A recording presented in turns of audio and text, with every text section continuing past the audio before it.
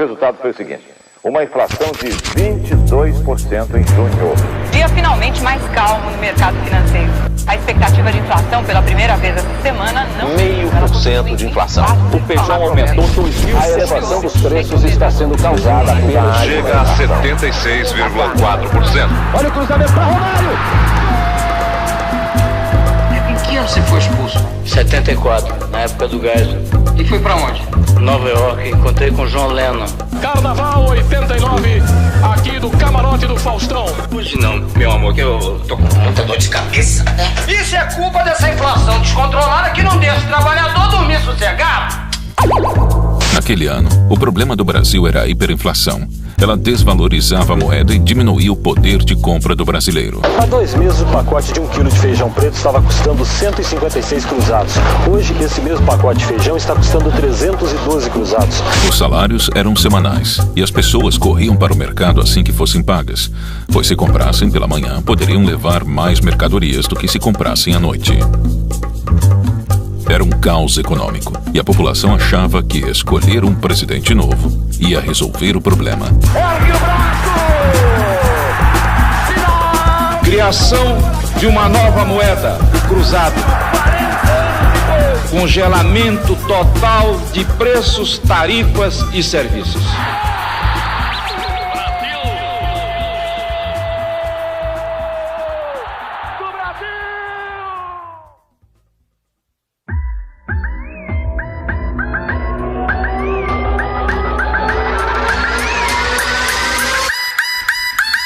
Prometo manter, defender e cumprir a Constituição.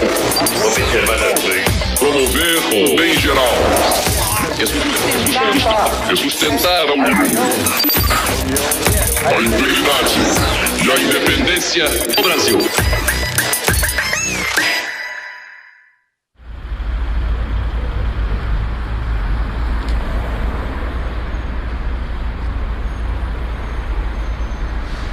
Após o regime militar, 22 candidatos queriam assumir a presidência da República. Teve cara do antigo regime, figurões de hoje em dia como Paulo Maluf e Ronaldo Caiado, e até mesmo Silvio Santos entrou na disputa, apesar de um ano antes ter negado até os dentes que se candidataria. O Silvio Santos não quer ser político, o Silvio Santos não vai ser político, o Silvio Santos vai defender os interesses do povo. Quem acredita em mim deve votar no 26. Mas naquele ano, 3 nomes se destacaram na disputa: Fernando Collor de Mello, Leonel Brizola e Luiz Inácio Lula da Silva. Brizola ganhou notoriedade quando lutou contra a instauração do governo militar em 64. Ele foi exilado e voltou ao Brasil em 79. Foram 5.489 dias de exílio, o mais longo exílio de um político brasileiro na história do país. Que para este reencontro venho deste nosso longo exílio, com o coração cheio de saudades, mas limpo de ódios. Sua trajetória o transformou em um mito entre a esquerda brasileira. Lula também havia surgido durante o período militar. Vindo dos sindicatos de metalúrgicos, era o principal líder do recém-criado Partido dos Trabalhadores.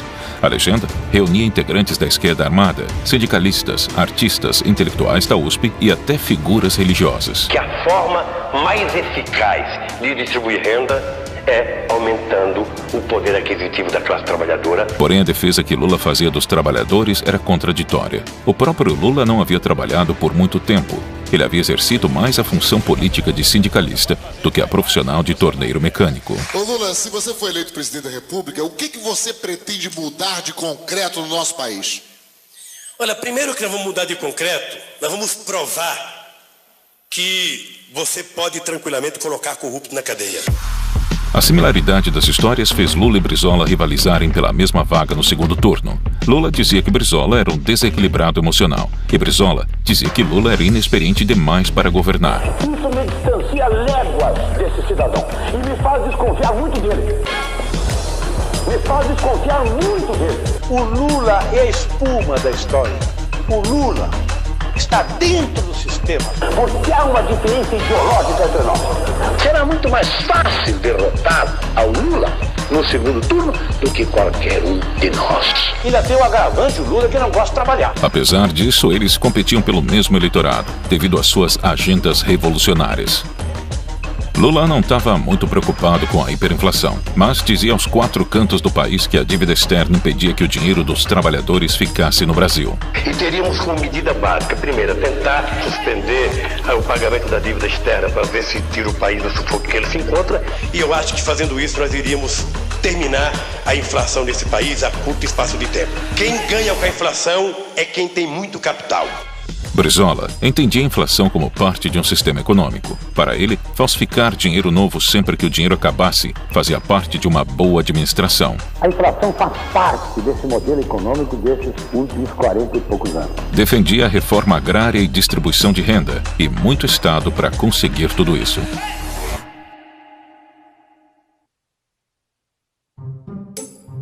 Com o início do meu governo, este país vai começar a mudar.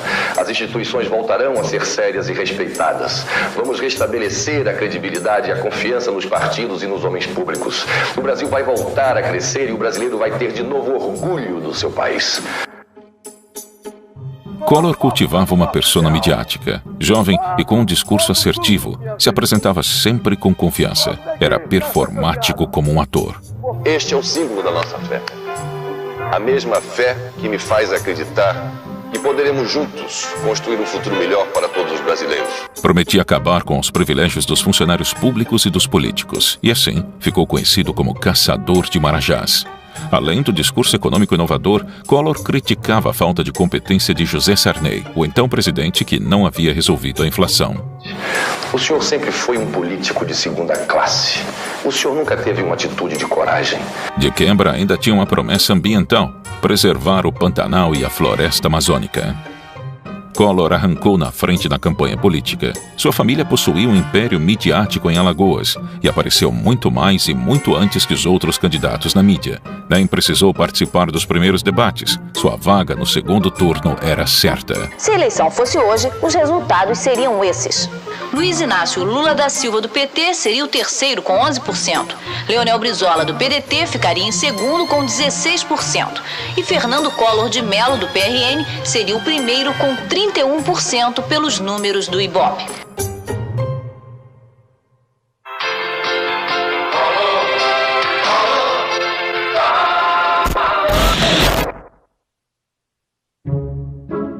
Que eu vim aqui para debater com pessoas que querem ser candidatos a presidente da República e, portanto, são obrigados a ter estabilidade emocional.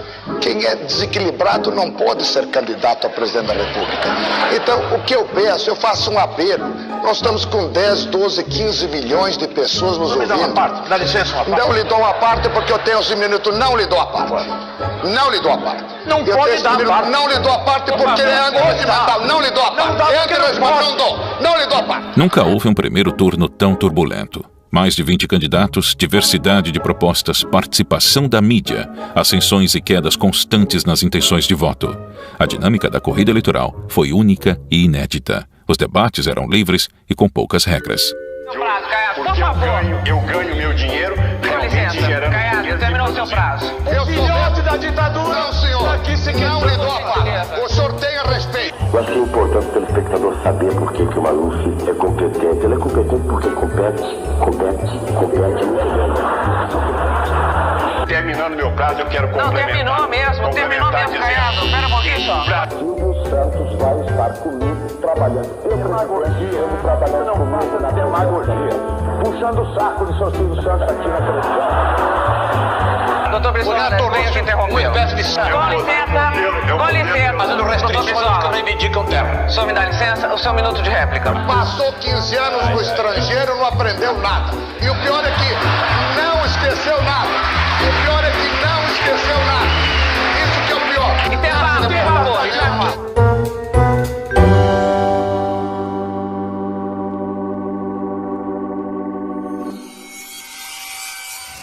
Vergonha deprimente para o nosso país a candidatura desse Silvio Santos. Eu vou me assessorar com bons ministros, eu vou me assessorar com bons assessores e eu tenho muitas condições de fazer um bom governo. Ele é um homem sem palavra. Há questão de um mês, jantando comigo, disse: de nenhuma forma eu serei candidato. Aceito ser candidato à presidência da República Vou lutar pelo país, vou lutar pelo povo. Silvio Santos se candidatou faltando um mês para o primeiro turno. E não é que o aspirante a político conquistou a população brasileira? O Ibope fez uma outra pergunta para medir a intenção de voto do eleitor diante do novo quadro eleitoral com a entrada do apresentador Silvio Santos.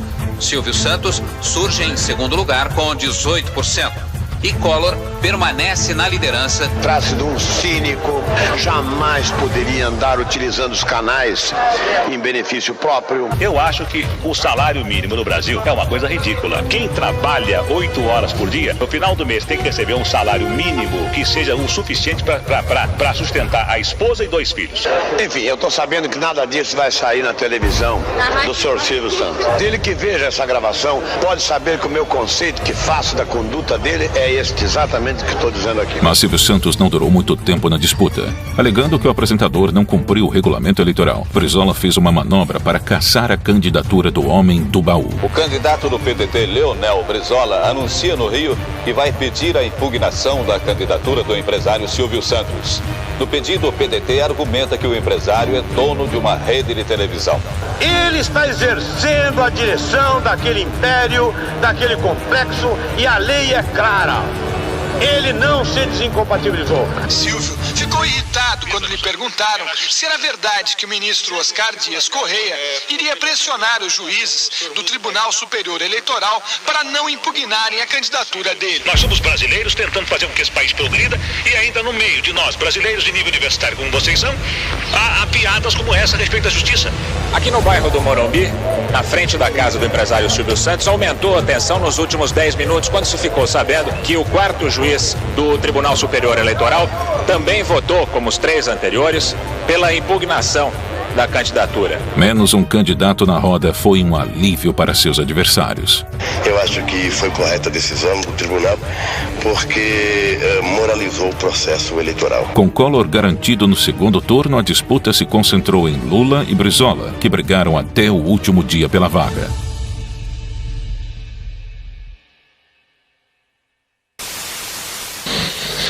O TSE terminou hoje à tarde a apuração dos votos do primeiro turno. No resultado final, a vantagem do candidato do PT, Lula, sobre o candidato do PDT, Leonel Brizola, é de 454.445 votos. Vamos aos números finais. Em primeiro lugar, Fernando Collor, 20.611.011 votos. Em segundo, Lula, com 11.622.673 votos. Em terceiro, Brizola, 11.168.228 votos. O contexto não era favorável para Lula enfrentar Collor. No campo internacional, a esperança era de uma ruptura com os regimes socialistas revolucionários. O Muro de Berlim, erguido pela União Soviética durante a Guerra Fria, foi derrubado 4 dias antes do primeiro turno. A imagem de Lula vestido de vermelho comandando o Brasil não agradava o mercado. A partir daí, é convencer a classe empresarial de que eles precisam deixar de ganhar as fortunas que estão ganhando hoje. É preciso que muitos empresários deixem de engordar a sua conta bancária, deixem de engordar o seu patrimônio pessoal, para que uma parte disso seja revertida em salário. O circo ia se agravar. Era hora de fazer aliança com inimigos, pedir ajuda para a mídia, influenciar o povo e arrecadar dinheiro. Para ter alguma chance, Lula precisava do apoio de Brizola. O petista e o pedetista deixaram a briga de lado e se alinharam contra Collor. Foi a maior transferência de votos na história. Mais de 120 mil pessoas lotam o centro de Porto Alegre, saudando Lula e Brizola. Que ninguém deve considerar que venha a ser uma incerteza o fato de um trabalhador, de um sindicalista como Lula, ser eleito presidente da República. Todos nós temos o dever de ajudá-lo amanhã. Ajudar sem querer nada. Isso...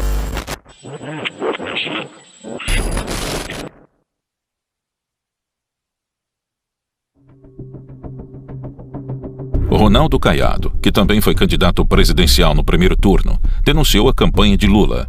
Naquela época, partidos políticos eram proibidos de receber dinheiro de empresas privadas. A alegação de Caiado era que o petista havia recebido $200 mil por meio de Caixa 2 para aprovar um projeto da empresa Lubeca em São Paulo. Vamos continuar conversando hoje sobre o caso Lubeca. Esses últimos acontecimentos mostraram que ele próprio era um dos principais envolvidos na bandalheira. Do outro lado, PC Farias, tesoureiro de Collor, arrecadou 160 milhões de dólares burlando a mesma lei. O esquema funcionava como um clube de afiliados onde diversos empresários participaram. O caso ficou conhecido como Esquema PC. A batalha eleitoral foi nutrida por milhares de dólares obtidos ilegalmente. Da garganta de Lula ecoava que era hora do povo tomar o poder. Collor dizia que era hora de uma limpeza na política nacional. Os ataques pessoais começaram. Ontem, neste programa, uma mulher teve a coragem de fazer uma grave denúncia. Dona Miriam Cordeiro, ex-mulher de Lula, é uma trabalhadora honrada que mora no ABC Paulista. Ela conhece Lula como ninguém. Ela mostrou o verdadeiro caráter do Lula. Ela denunciou que Lula chegou a oferecer dinheiro para que abortasse a filha dele. Como é que eu posso apoiar um homem que me ofereceu dinheiro quando ele soube que eu estava grávida de um filho dele? Ele me ofereceu dinheiro para mim abortar. Assessora de Collor denuncia. Collor pagou 200 mil cruzados novos para Miriam acusar Lula na TV. Veja a notícia da Folha de São Paulo. Maria Helena Amaral, assessora de Collor, acusou a coordenação da campanha do PRN de haver pago 200 mil cruzados novos pelo depoimento de Miriam Cordeiro no programa de Collor terça-feira à noite. Maria Helena pediu demissão da campanha de... O último e decisivo debate entre os candidatos Collor e Lula. O duelo de quase 3 horas foi acompanhado até a madrugada por milhões de telespectadores em todo o país. Veja agora no Jornal Nacional. De um lado está a candidatura do Centro Democrático, por mim representada. Do outro lado está uma candidatura que esposa teses estranhas ao nosso meio, teses marxistas. É que o meu adversário viesse disposto a contribuir para elevar o nível de consciência política. Mas me parece que ele está disposto a virar o Pinóquio nessas eleições. Aquele cognome de Pinóquio que o deputado tenta colocar no programa do partido, eu acho que cabe muito bem a ele. Ele que é um grande Pinóquio. Até porque eu não sabia que o Pinóquio pelo menos lia. Eu não sei se ele sabe ler. Esse debate está muito engraçado. O pessoal em casa, quem está assistindo, deve estar perplexo, porque o jornalista faz uma pergunta e o candidato responde outra coisa. Prometo manter, defender e cumprir a Constituição, observar as leis, promover o bem geral e sustentar a união, a integridade e a independência do Brasil. No dia 17 de dezembro, o povo brasileiro foi às urnas e decidiu. Collor foi o primeiro presidente eleito por voto direto desde Jânio Quadros. O presidente Collor entrando ao Congresso para fazer o juramento à Constituição, acompanhado do vice Itamar Franco. A nova democracia nascia morta. A esperança do Brasil era que o novo presidente resolvesse a inflação. Mas entre o comunista revolucionário e o oligarca irresponsável, o resultado não poderia ser nenhuma maravilha. Collor colocou a ex-filiada do Partido Comunista Brasileiro, Zélia Cardoso de Mello, no Ministério da Fazenda e, um dia após ser empossado, surpreendeu todas as famílias do país. Confisco de contas bancárias e poupança por 18 meses. O que excede isso, a parte excedente aos 50 mil, fica depositada no banco, junto ao Banco Central. Derrotado, Lula começou a recompor a esquerda brasileira. Em 1990, fundou, junto de Fidel Castro, o Foro de São Paulo. A organização latino-americana juntava partidos socialistas, movimentos revolucionários e grupos terroristas para traçar o planejamento da militância contra os governos estabelecidos no continente. Em 1992, o próprio irmão de Collor denunciou o Esquema PC. Os documentos apresentados hoje pela Comissão Parlamentar de Inquérito apontam as ligações do presidente Collor e de sua família com o chamado Esquema PC. As acusações de arrecadação ilegal durante a campanha vieram à tona e o governo começou a cair. PC Farias era líder de um poder paralelo e participava de decisões no governo Collor. O que faltava para oficializar PC como presidente da República era a faixa presidencial no peito.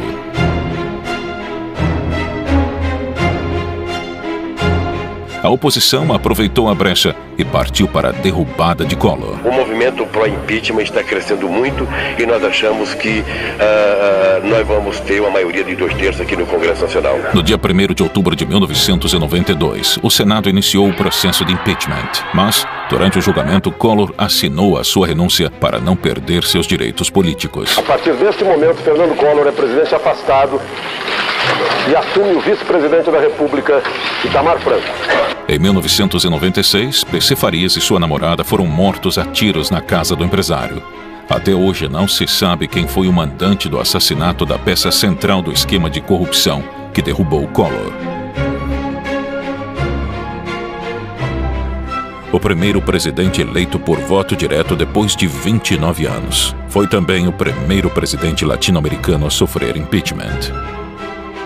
O novo Brasil não foi construído.